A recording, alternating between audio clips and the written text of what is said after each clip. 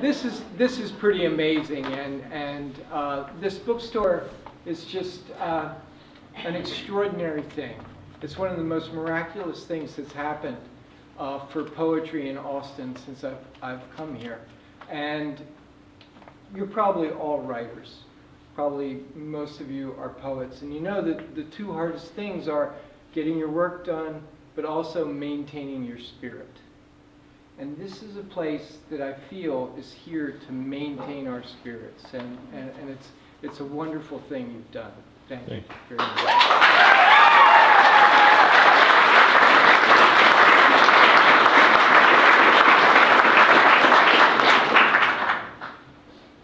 Now this part. Feel free to talk among yourselves. This first poem is called Escape from Charleville. Who escaped from Charleville? Come on, this is a quiz. Anybody who has the answer to that will get one of these prizes. My favorite story about Matthew is how he crashed through a plate glass door and just kept walking, not saying a word. If you want to know what poetry is, and have never seen, not even in a zoo, a hyena laughing, if your ex sends you a link to some creepy paramilitary site, if you left your last party at the Ice Palace, never intending to return, but came back anyway to the lamentation of the universe's ions, pulling apart as you put the needle down on your favorite Clash song. If you came back headless as a dandelion with a 12-pack, a robot skulking through a swamp, a thief in a party hat, you may be lucky enough not to recognize yourself. It was Rimbaud, by the way. This is called Guttering Votive. Sometimes I mistake gradual effects for sudden ones, like when a leafless cherry tree is suddenly full of blackbirds, and the nights are fuzzier and short. Each blackbird is a magnificent dot, like a note inside a Bach sonata. For months, Cézanne drew nothing but skulls as preparation for drawing peaches. Even with my second wife, I worry I don't feel enough. Even with my collection of broken objects worn smooth by the sea, even with my yellow robot with guns jumping from its chest, even with my sister telling me our mother's finally dead, the raging little left of her.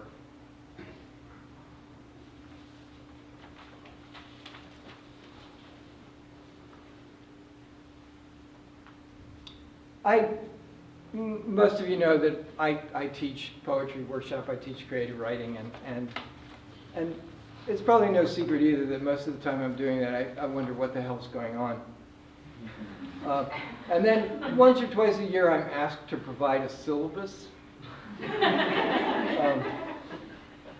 So this is a kind of syllabus, it's called coyote syllabus.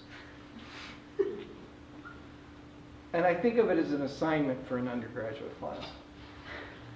First, you must swallow an opal, must disappear into the esophagus of a narcissus. Then say something about your mother. I don't know whose job it was to wave away the flies before I got here. Over half your grade will be attendance. It need not be factual to be true, only feral. A clavicle pokes from the mud like lightning from a cloud. By what are you being crawled over? By what is cracking you open?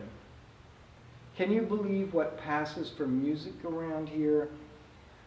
The spider has 8 legs, 8 eyes, 8 brains. What was it Tamaj said? Seize the larva in your head. Everything doesn't have to be visible to be seen. Don't touch me, I sting. Drink from thine own skull. There's so much energy inside an atom, no one can fathom its loneliness. Well, maybe Buddha, maybe Bob Dylan. Don't forget you're singing. You think it's cold outside? Try putting your tongue in my mouth. Okay, if you can't find an opal, try some tinfoil. In the cocoon, the body completely dissolves. No one needs an explanation that isn't rain. No more arguments about the thermostat. No more pretending you're asleep. Just more and more moonlight. Now tell me about your hometown.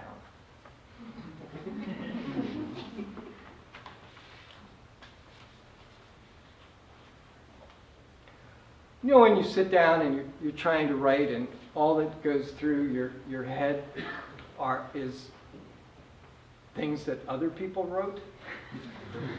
Well, a lot of people call that appropriation. I call it flat out stealing, and I don't think it's a good idea. I believe that creative writing, as corny as that sounds, is a worthy occupation in spite of the trend of uncreative writing. So anyway, this is a poem about trying to deal with all those things that other poets, much better poets than I, have written that want to intrude into my work. So I thought I'd just sort of spew them all out and see if that worked. It's called Rough Drafts. Western wind rearrange me, bail out bliss and crunch it. I have been half in love with Vicky DeWojak. The world of dew is the world of doo-doo. Often I'm permitted to return to Kmart. My best robot shoots rockets from its chest. The earliest form of polo was played with human heads. Death creeps me out, but I'm still attracted to its tongue in my mouth. I heard a fly buzz the day I made pickled eggs. Whatever I'm the child of must be something big. All the new thinking is about loss, and in this it resembles lots of my old socks. Something skipping in the fossil record. I too hop from branch to branch with an inordinate fondness for beetles. My pecker's giving me problems. I wonder lonely and out loud. Luckily, my sister follows me around with her journal. I like those old jingles. Downward on extended wing-ding. No ideas but in ka-ching. It's 12:20. No, wait, it's 1:15. What time is it where you are? I like an explosion that leaves a star. I like my steak with a good sear. I hope I end up far from here. My doctor says I'm ruining my liver. Take me to a different river.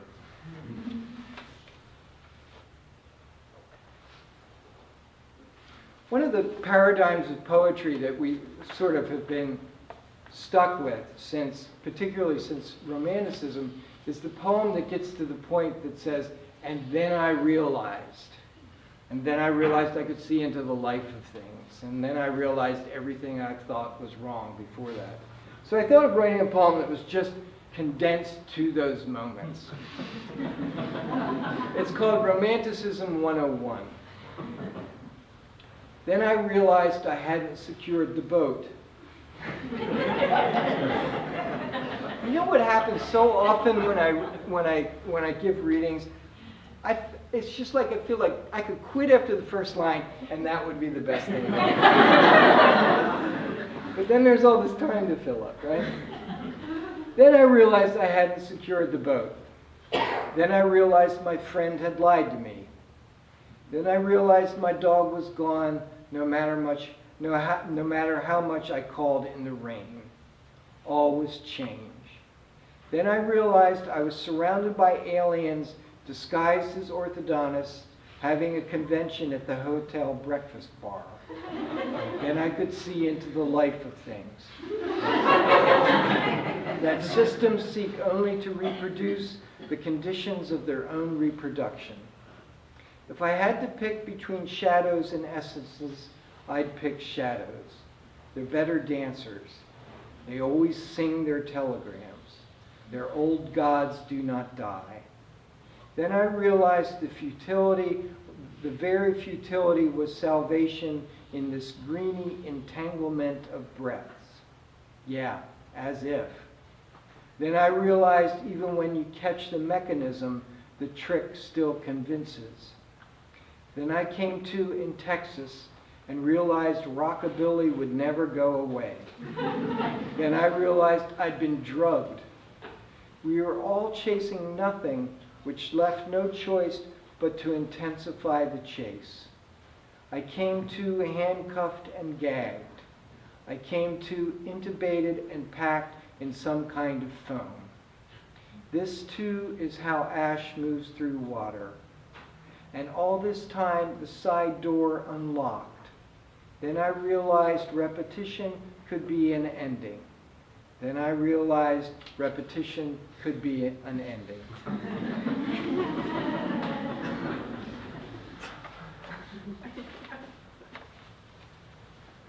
I'll quit with this one, and I want to thank you all for being here and urge you to support this bookstore and do what you can for Tyler's wardrobe and buy books. Buy books. It's called Flash Powder. It's kind of short. It's one of the things about poetry readings. I like reading poems because you know what you're in for. And in poetry readings, I'm always a little afraid that the poem's going to go on forever. But this will be over soon. Flash Powder.